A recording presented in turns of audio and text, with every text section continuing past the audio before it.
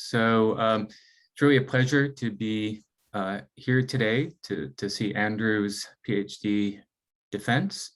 Andrew joined us in 2014. He actually came via NREC at CMU. So he already had some real world experience before he came as a grad student. He actually joined and worked with Peter for the first short period of time. I think 2014 is when he joined. Did some work in medical robotics, but also in that time he joined the CoStar team, which in 2016 won the KUKA Innovation Challenge. And that really set him on a path of starting to think about how we could apply ideas of machine learning to some of the sort of manipulation tasks that we were thinking about for the CoStar use case. And since then, he really has covered a lot of ground in the area of machine learning. He's done work in architecture search. He actually TA'd for me, helped me develop the first deep learning course that we taught here at Hopkins and went through all of that material. But really, he's kind of found his home in thinking about reinforcement learning, but as his title suggests, not just kind of brute force reinforcement learning, but how to do it really elegantly and efficiently. And I got to say, I've really appreciated my time working with Andrew. He's taught me a lot about reinforcement learning and about some other areas of machine learning that I hadn't really been that deeply involved with. He's great at implementing things and has been very productive as a PhD student as well, including the last couple of Coral papers, which he'll be talking about as part of his defense. So without further ado, I'm going to turn it over to Andrew to present his PhD thesis, Effective Visual Robot Learning, Reduce, Reuse, and Recycle. Andrew, take it away. Great, thanks so much for the kind introduction. And as Greg said, I'm Andrew Hundt, and my thesis title is Effective Visual Robot Learning, Reduce, Reuse, Recycle. And these are the papers from my time at JHU, and I'm going to be focusing on presenting 3 of them, and I'll be mentioning 2 others just to sort of provide a high-level overview. And one of the things that we're thinking about is that today, robots are really emerging in a variety of more flexible and changing applications. And one of the examples of that is robots that are interacting with humans at small and medium manufacturers. And to that end, one of the projects early in my PhD was CoStar, Collaborative System for Task Automation Recognition. And with that project, we won the 2016 KUKA Innovation Award on flexible manufacturing. And the idea behind that is that when small manufacturers are doing projects, they tend to do fairly small batches. And they have to change over the sort of product they're working on and the materials and the setup very frequently compared to making millions of the same iPhone, for example. And so we developed some methods, did some research into that, and actually one of our co-authors, Kel Duran, went and started his company, Ready Robotics, based on that, which was really exciting to see. And let's see. And so how CoStar is related to robot learning is that they're basically 2 sides of the same coin.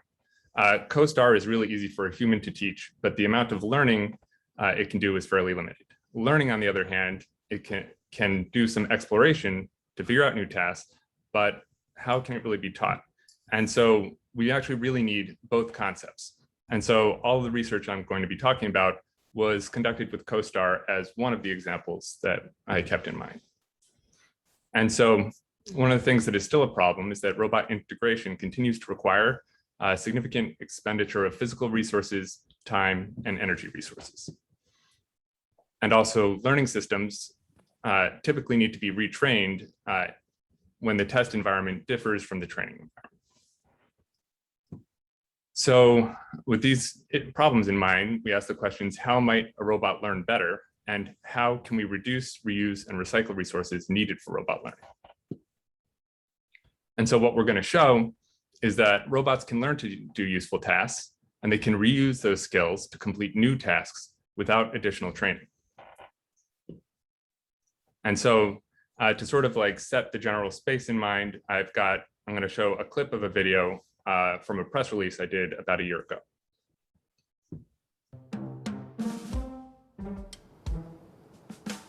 When we want a robot to learn to do a multi-step task like stacking blocks, it would have to spend months training because robots are like a newborn baby. They don't know anything about the world.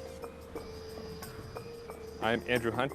I'm in the Computational Interaction and Robotics Lab, and we're trying to figure out how can robots learn better. So I had this dog named Leah, and one of the things she really loved is squirrels. See a squirrel, boom. And you can't just let a 70-pound dog bolt off towards a squirrel. But there's this method of dog training known as positive conditioning. Basically, you have a high-value treat in one hand and a low-value treat in the other hand. They want that low-value treat that's right in front of them.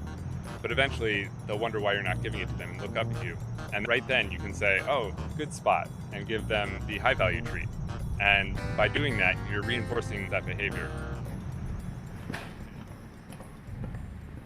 A few years later, I was working on some robotics research. And what the robots are trying to do is kind of the same idea. As the robot is doing the task, you want to give it basically a reward, like, oh, you did a good job, kind of like in a video game. If it successfully grasps an object, your score goes up. If it successfully places the block on another block, your score goes up again. Basically, the bigger the stack, the higher the score. But when it makes a mistake and, say, knocks the stack over, we give it no reward at all. We call that a progress reversal. You've reversed all your previous progress. The same way with Leah when she jumped at the treats. We actually named our algorithm and the robot the Schedule for Positive Task, or SPOT framework. So, when Spot makes a mistake, don't give Spot a reward, and Spot will learn better next time. Our experiments aren't limited to blocks. They're just used as an example to demonstrate the method. And I cut it off a little bit early because I'm going to be talking about the next part myself. And so basically the two main themes I'm going to be talking about are proactive robot learning, where that's the idea that, not only do we want to just learn quickly, as quickly as possible to do something, we actually want to do even better than that and be able to complete something new without additional learning. And then natural communication between humans and robots. And so the first one is going to be working towards I'm going to talk about 3 papers: Good Robot, Now Watch This, and then a natural language processing paper. And the first one's going to be working towards that. The second one, we're going to have that proactive concept, and then and some natural communication with imitation. And then we're going to get to the natural language processing as another way of communicating with learning robots. So why are we mostly investigating block swirl? We're basically starting with some methods that are already known to be quite capable of grasping a challenging variety of shapes. And starting with that base, that allows us to focus our investigation on challenging multi-step tasks with time dependencies. And so progress reversal, like I mentioned in the video, is an example of that, where if you've made most of a tower and then you knock it over, you actually have to repeat all that work again. And that's a really challenging problem. And many of the methods we talk about here are adaptable to other applications like general perception, general computer vision, navigation, and other problems that involve learning and optimization from data. And so one small example is we have some small grid world experiments where a little red triangle robot has to get to a green gold square without going into the lava.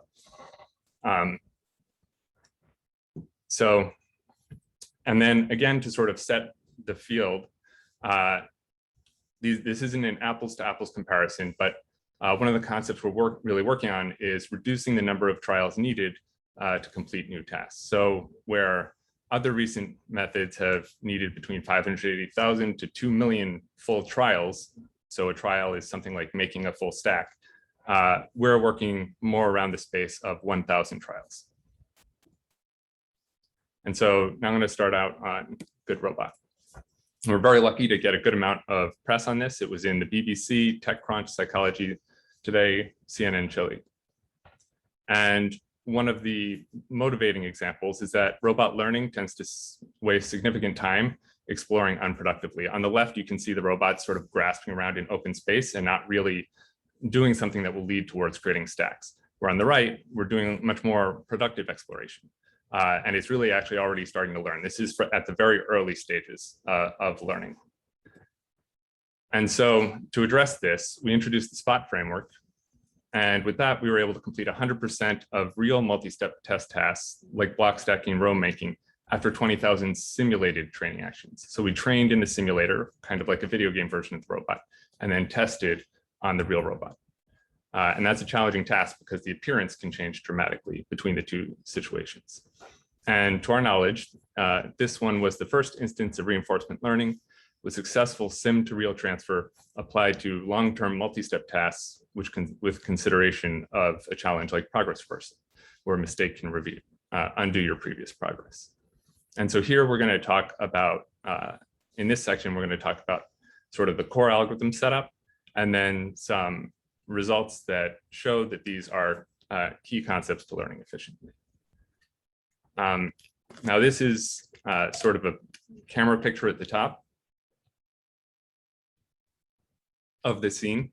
And what we do is we project that down to an overhead view, like you see over here. And then we pass that through a neural network to make predictions of what action should be taken, such as pushing, grasping, or placing. And so what the robot can do, as you saw in the earlier videos, is come down from above and do the action, push, grasp, place. And what you see here on the right are the predictions of, if it went to that spot, what is the likelihood that the algorithm thinks that action would lead to completing the task in the end, at least from the perspective of a good way to understand the concept. And since the robot doesn't just move to a spot, the gripper can also rotate. We rotate the images 16 different orientations to see which way the gripper should rotate. So then if we zoom in to some of these examples, you can see a chosen action of a grasp and another next action to place. And you see the same, when it's evaluating the same object in two spots, it's recognizing some of the context information. When you're making a stack, you don't want to grab from the top of the stack. You want to grab from the blocks that are on the flat on the table. And so if we take those two actions in that spot and look at the next step, we can see we got a successful stack. And one of the things that we also do in this is we have this common sense dynamic action space where we focus the exploration into a specific region of where what areas are worth exploring. And so what we do with that is we train on the bad areas, so as if we had taken that action, but we never actually take the action. We take the best action that is valuable in the productive areas. So we learn about bad reasons without exploring them. And so this is sort of a clip to sort of see some of our results.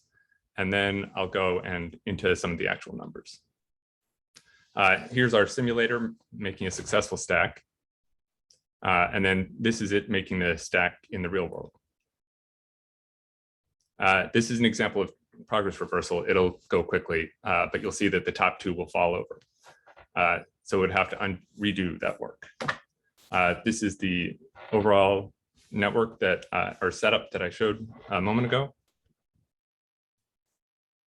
And then here at the top right, you can see the predictions of which action it's going to take to sort of see how the setup is working and where it's planning to go that leads to it taking that action successfully. And then we've got a few extra videos of it creating the stacks, resetting itself. So it's self-supervised, but this is at test time. And it's really able to successfully make the stacks. And so now we'll get into some of the results. We evaluated making stacks of blocks, rows of blocks, clearing a table of varied toys, and a simulation only task for a navigation case. And what was really exciting is that compared to a baseline method, we got up to 1,400% improvement in simulation performance. That's relative performance. And we're in simulation across combined stacks and rows, every situation, and multiple runs, we got 97% of trials successful. Then we took the best models and transferred them to the real robot, and those were able to get 100% of trials successful. Then we also evaluated and that previous one, this one was with sim to real transfer. So we trained in simulation and then ran in the real world. Then for the decluttering toys task, basically clearing all the objects from the table, here we trained in the real robot and tested in the real robot, and compared to prior work, we got a 10% increase in efficiency, an absolute 10% increase in efficiency. Then to make sure that it's not tied only to blocks world, we tried this navigation task where the robot tries to go to the goal and avoid the lava. And compared to very strong baseline, Rainbow TQN, after a certain amount of training, it had an 88% failed trial still. With our method, we had 0.2% failed trials. So that's an enormous improvement in learning efficiency. So the conclusion for this is that our SPOT framework improves real-world RL by incorporating domain knowledge to dramatically reduce the time to convergence across a broad range of tasks. And SPOT identifies progress reversal and training on regions not worth exploring without visiting those regions is key to learning efficiently. So next up, we're going to talk about both proactive robot learning and natural communication in robots. And this is now watch this paper.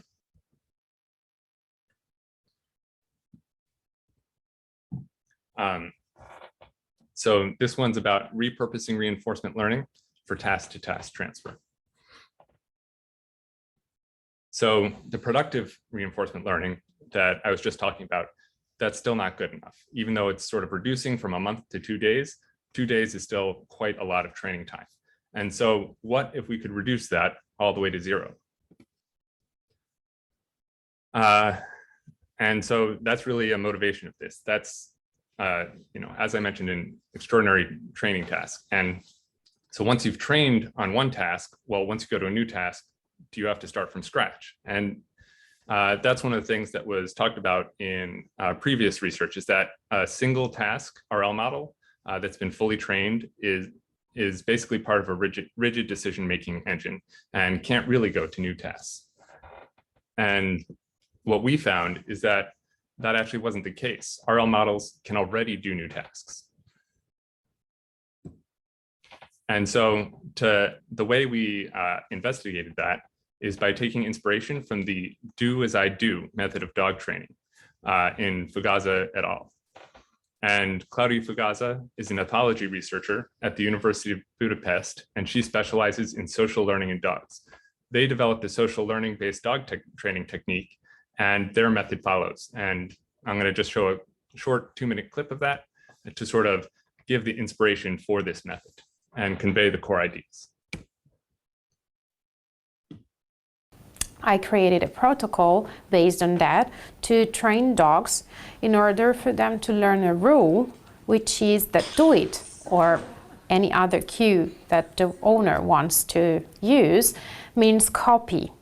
And once dogs have learned this rule, they are able to generalize it to novel behavior, so that the owner will be able to show a completely novel action, give the do-it cues, and the dog will copy the action and learn a new behavior this way, so socially, from his owner. In order to train the dog this way, the owner starts with 3 actions that the dog is trained to perform on verbal cue. And the training could be done with any other method, so with operant conditioning usually.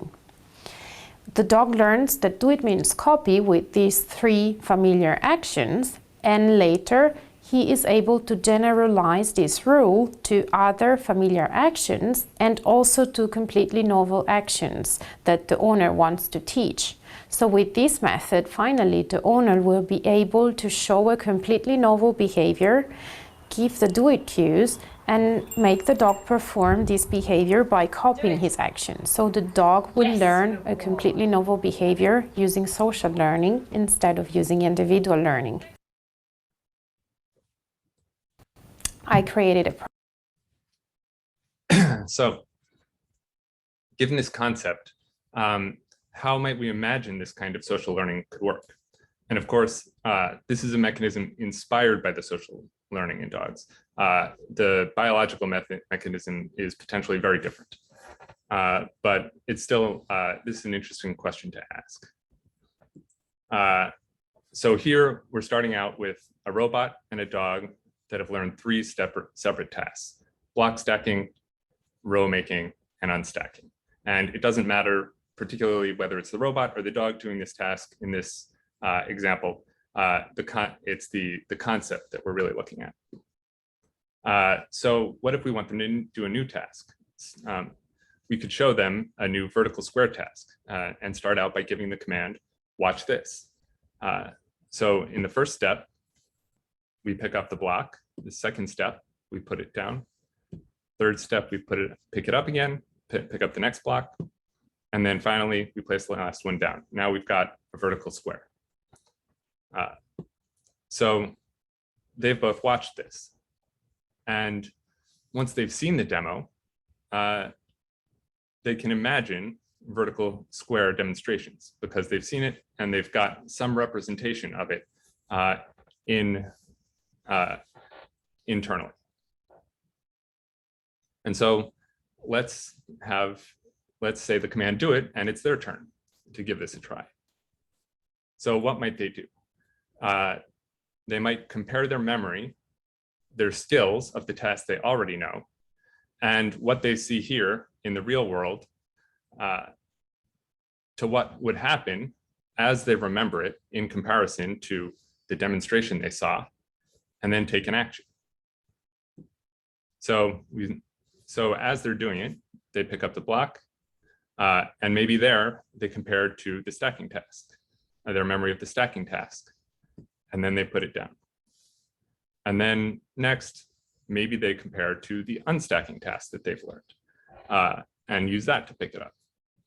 And then finally, since you're putting one block next to another, maybe they compare it to their experiences with the row task and put it down again. We call this loop of arrows where you're comparing the real world to what you remember and to your skills, the cycle consistency distance. And here we're asking, does the action match the task as it is remembered? And here they were successful. So good dog and good robot. And here's a picture of an example where the robot succeeded at making a vertical square. And one of the really exciting things we found is that the spot Q models already have imagined tasks built in. And the way that works is we take the live test scene, we pass it through the neural network. And at the end of the neural network, before you get to the final Q values we were showing, which is the likeliest action to take, there's a linear layer that converts it. And what we do is we chop that layer off. And so instead of a single value for each action, we instead get a 64 entry vector, which is a representation of the skills for that action. And so now if we look at this in a little more detail, if we take the demos, and if we take this demo and run it through the neural network, we get demo embeddings. And if we take the real task, which is the live executing scene, and we also run it through an embedding, we get an imagined real task. Then over here on the left, this is our demonstration action. So the demonstration where a human clicked on the screen to say, hey, this is the action you should take in simulation. And we can embed that, and we know which action representation corresponds to that action click. And we can look that up in the test scene for the closest match. And that corresponds to, in the real world, a candidate test action. So maybe the robot should go and place an object over there if it's making a stack. So we take this representation and say, well, is this really accurate? And we go back and look it up in the demo scene for the nearest match to this representation. And then if we go back into the demo, we've actually got a physical distance in the simulated demo world, and that is our cycle consistency distance. And when this process happens, mistakes can happen. Sometimes the cycle consistency distance is high because the remembered demonstration is very different from the imagined real task as projected back into the simulated world. So that's an action we're not going to take. We're going to skip this action. But in other cases, the cycle consistency distance is low, where the remembered demo is just like the imagined real task. So if we follow here to the embedding of just before what the Q value would be for this task, we look up the equivalent in the real world and come back and come all the way back. It's a very, very similar action. So that's one that's worth taking. And we execute that we execute that action. And in this case, where it was building a stack, it was successful. And we call our method cSpotRun. And so now we're going to go on to our capability summary and results. So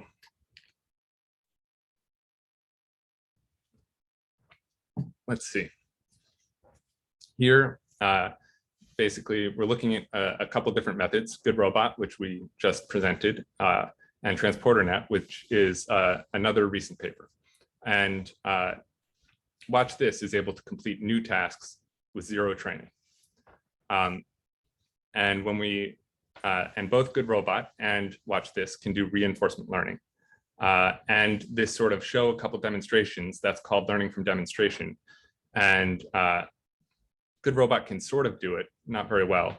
TransporterNet that's its real strength. And this new concept that we're describing is reinforcement learning before demonstration. And cSpotRun is the only one that can do that. So let's take a look at how efficient are these methods. And here, GoodRobot, of course, trains on the task and then tests on the same task.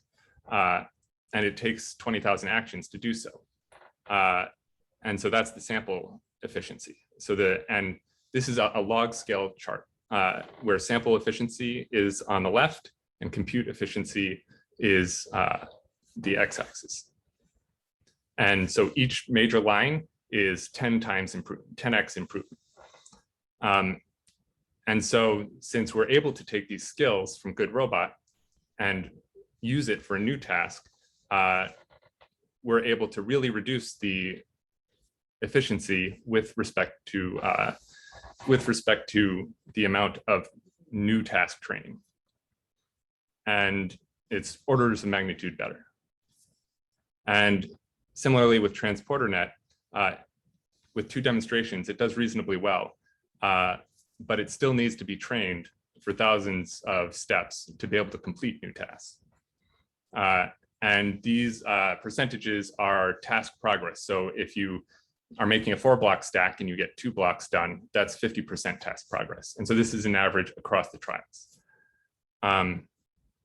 So we took these model, our cSpotRun model, and transferred it to the real robot and ran a test. And performance was very similar to the simulated performance in every case. So we're really happy to see those results. And that was actually something we expected based on GoodRobot. So let's also look at what will happen if we add a little bit of neural network training to the 2 demos in simulation. So that's these 3 cases right here. So we took the GoodRobot's models, fine-tuned them, and took the pre-trained TransporterNet model, fine-tuned it with a little extra training on the new tasks, as well as our method. And you can see that in terms of task progress, SSR is a 6% improvement over GoodRobot, and it is a significant a large improvement over transporter-net. And one of the really interesting things about this is between Good Robot and SSR, that's actually the same exact model weights. We don't change the weights at all. We do the fine tuning on the Good Robot weight and try direct policy execution of Good Robot. And then we add in SSR, and we're actually able to complete 50% more trials without changing any model weights at all. And that's a really exciting result. So in conclusion about watch this and the C-spot run framework, we're reducing the amount of reinforcement learning trials from 1,000 RL trials to 2 demonstration trials. We're reusing good robot reinforcement learning weights for task-to-task transfer to a new task. And we're also recycling the resources. We're taking the RL weights we've already trained on single tasks, fine-tuning them, and getting a significant boost in performance with just 1,000 training steps. And then finally, we're going to talk about a little more about natural communication in robotics, and specifically natural language.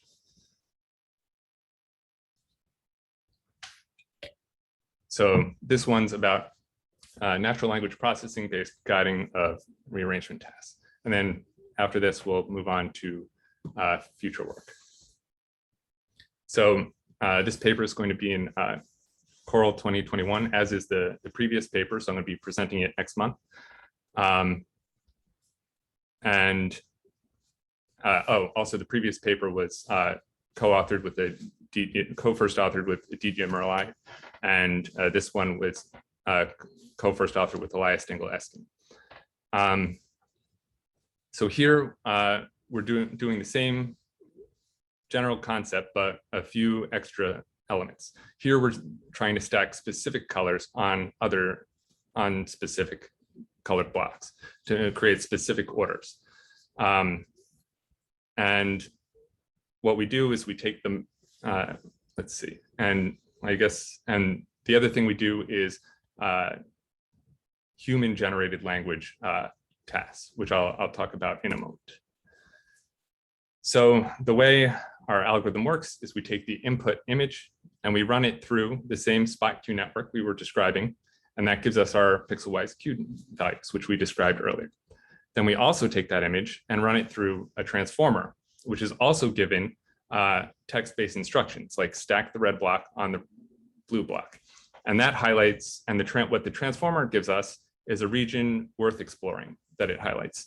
And we project that to the appropriate rotations as before, and that gives us masked Q values.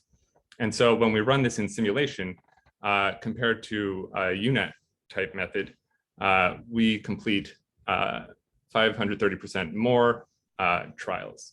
And when it comes to rows, where the UNet didn't complete any trials, but we're able to complete 29%.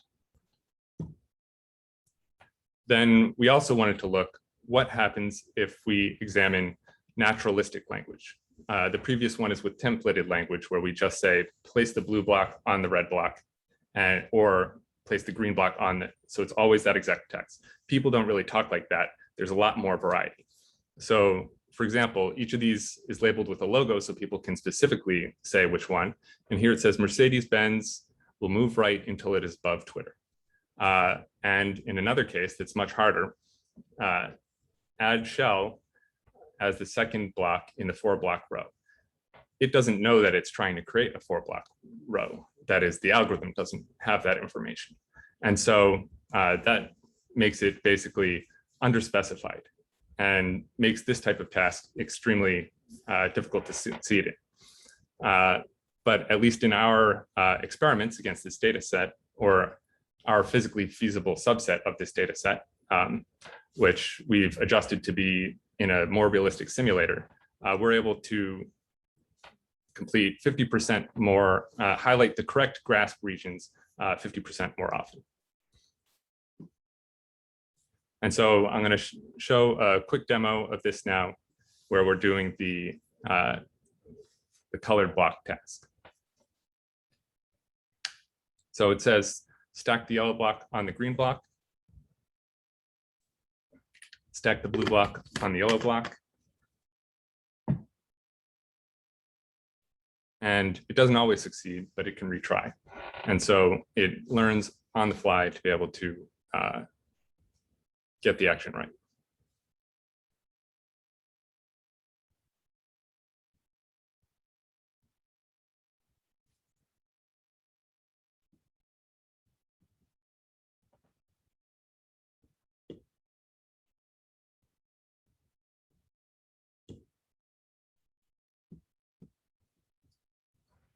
And then finally, it stacks the red block on the blue block. And I just realized that I forgot to share the actual presentation link.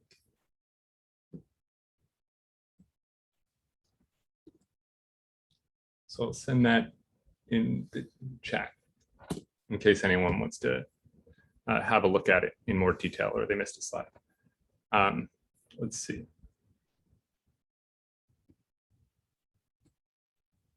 For some reason, slides like to show everything twice. Okay, great. So in conclusion, for this natural language processing based guided rearrangement,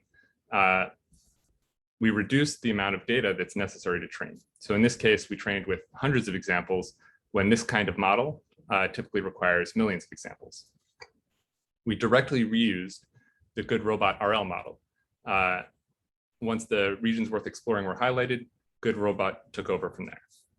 And then we recycled by, as Good Robot runs and learns, it creates a log of all the actions it took so that it can train on that and learn better. We took that log, annotated it to be color specific, trained a transformer to do the mask, and then we were able to complete the novel task. And so that's how we were recycling some of the resources. And so now I'm going to talk about future work.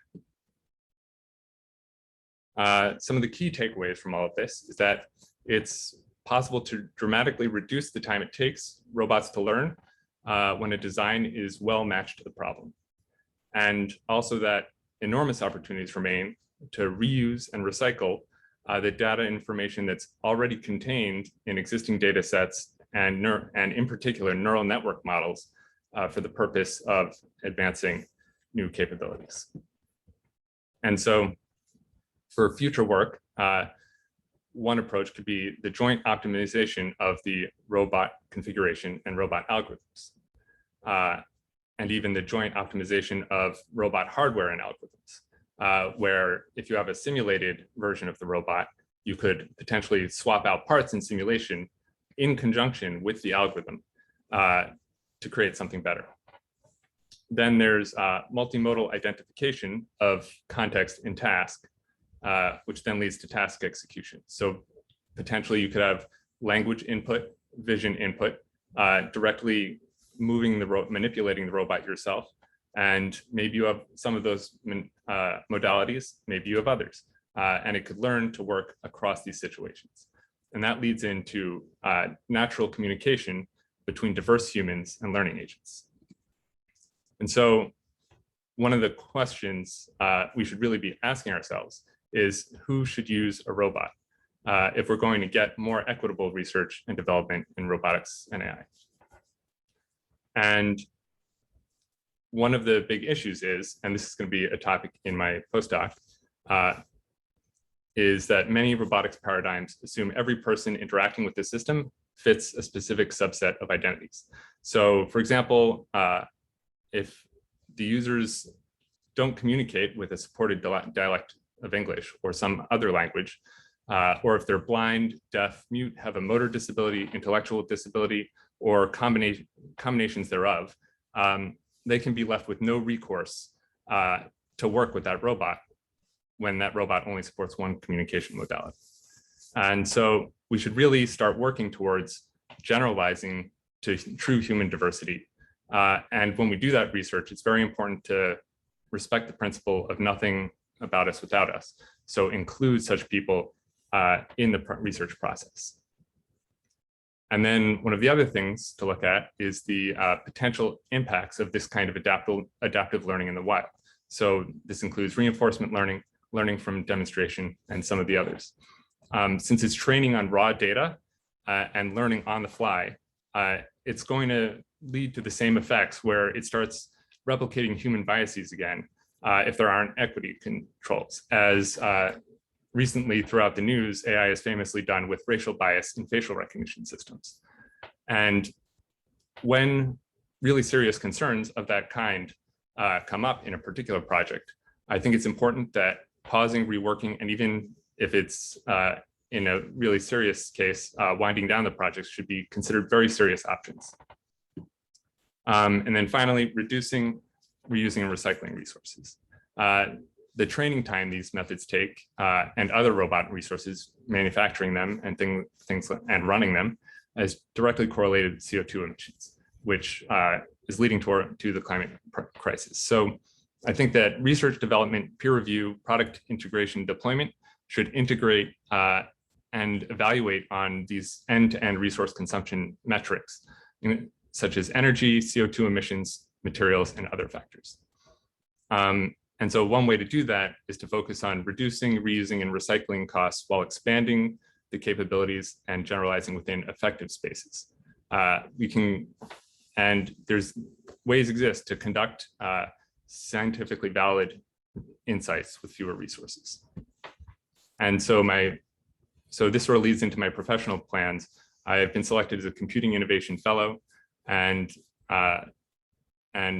my project will be democratizing access, natural cooperation between diverse humans, populations, and learning agents. And I'm planning to do that at the Georgia Institute of Technology with Assistant Professor Matthew Gombolet, who's on this call as well. And so that's it. And I wanted to thank my advisors and Greg Hager and Peter Kazantzidis, my co-authors, my friends and family, and people I've worked with in the past. All right. Well, thank you, Andrew. And thank you for being right on time too. Great. Are there any questions from anybody in the audience? And again, they can be from anybody, but I guess I would say generally if it's not a committee member to go first, because committee will have a chance later.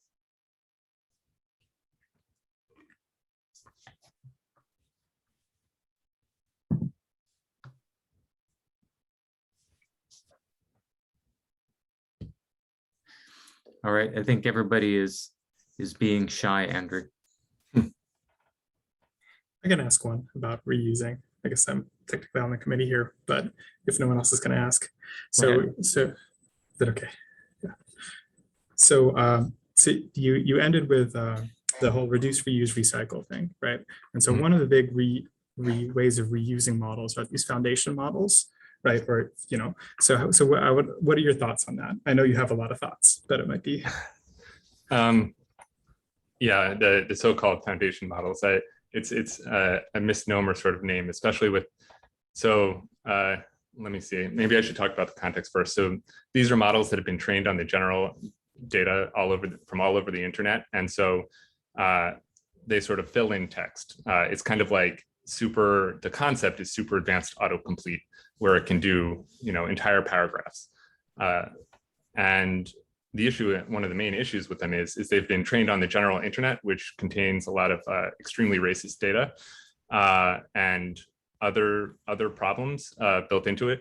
And so using those models sort of reflects that. What happens is if you write something like a Muslim walks into a mosque to peacefully pray, it'll then say something like, and then pulled out a gun and shot everybody, something really terrible. And so I think that's one of those cases where we should really take a pause on that because we need to address that issue first. And maybe a more interesting thing might be to figure out how can we, instead of finding out how to make a model with 530 million parameters, this is something I saw on Twitter, this line, how could something work for 530 million people instead? That one's not my quote. I don't have the link, but that was someone else's comment, but it's something that really stuck with me. Have I answered the question? I think mostly. So I guess, and maybe this is a thing that we can discuss later, but yeah. So one of these foundation models, again, ignoring the terminology for a second, that's, I think, most hyped right now in robotics is probably CLIP, right? Like, this is a large pre-trained model, which offers lots of ability to generalize to the real world for robots. So like, is there a trade-off there between using these things to do research, or how do you, or do you feel like it's not worth the risks right now? I think I don't think I should be the one speaking on that exactly, because I think it needs to incorporate a variety of voices who have input on it, who aren't necessarily white men like me. I think that should be something that's really taken into account to make a decision like that. Makes sense. All right, any other questions from the audience? Going I once? asked a question. Yeah, go ahead, Jen. Yeah, so it seems like you have made extensive use of simulation in your models, and it looks like your model can generate literally from sim to real. However, from my experience, there are cases where sim to real transfer doesn't work. Well, most of the time it doesn't work. So yeah, do you have any thoughts about why, or the main reason why you can make sim to real work? I think the most likely reason it worked here is because one of our inputs is the depth offsets, and depth images actually tend to be much more consistent between simulation and real. So that's the likeliest source. And actually, this is something I described in the full thesis. We came up with this concept of visualization of potential actions. So this matching we can do to examine that we did to sort of complete the new task without any additional training. That can take something where we have information about it and find out about something where we don't, and at least visualize that to a degree. And that might be a way to sort of investigate that question in more detail. But I'd say that the most likely reason that it's working is that it's picking up on the depth information very strongly. And so the change in color appearance didn't affect the results as much. Have you ever experimented with using RGB only in your sim training? No, that's something we thought about doing, but it ended up being pushed off to the future because we're working on that task transfer. Okay, thanks. Any other questions? Going once, going twice. Kel, you're muted. You're on mute, Kel. Or at least you're very soft. Is this better? Can barely hear you. Yeah, I can sort of hear you. Okay.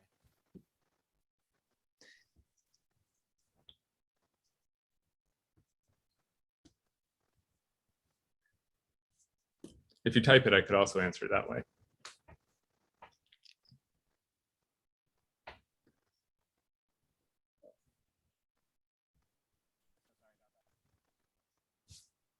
Nope. All right.